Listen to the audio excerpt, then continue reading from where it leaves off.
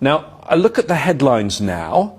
I've seen some headlines saying you're the most unpopular president in Kenya. To be fair, I've not found polls to back that up. But if I do look at the polls, your popularity has slumped. Why?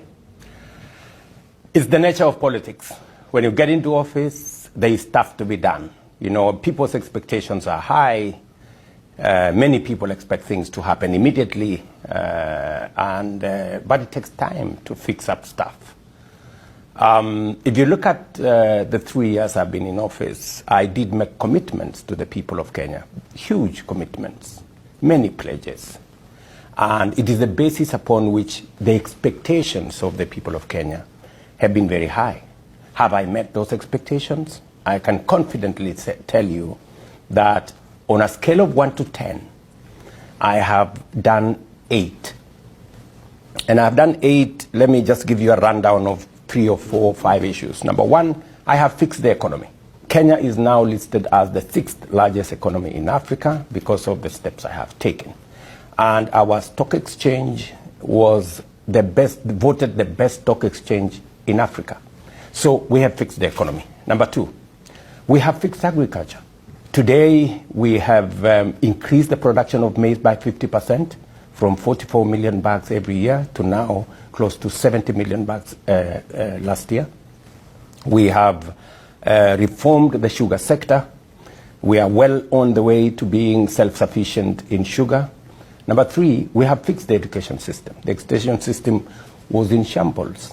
I've hired 100,000 more teachers, built 23,000 more classrooms, and rolled out a new student funding model that now has made all our universities sustainable. Number 4, I did promise that I would fix the health sector. We had 8 million people on social health insurance.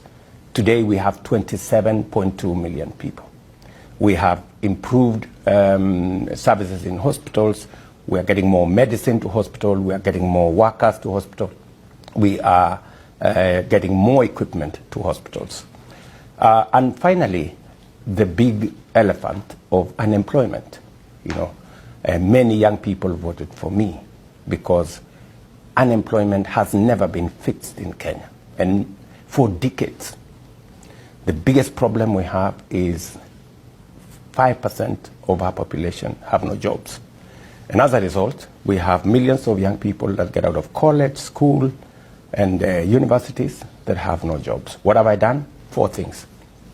Number 1, I rolled out the largest infrastructure development in Kenya, targeting housing. We're now building 230,000 houses, hiring 600,000 young people, on to 1 million young people next year.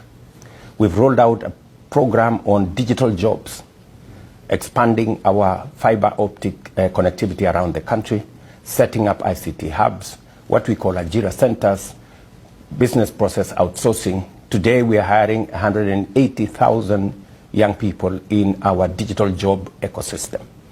And number 3, export of labor. We have signed up bilateral labor agreements with many countries, Germany, Austria, this great country, Qatar, UAE, Saudi. And today, as I talk to you, 3 years on, 430,000 Kenyans are working outside Kenya because of the plan I've put in place.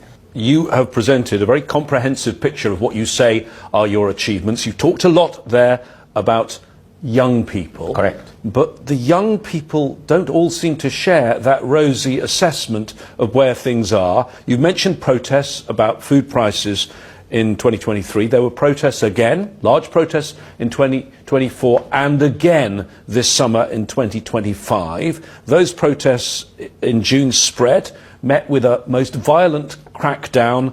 65 people died in the clashes. Was that mishandled?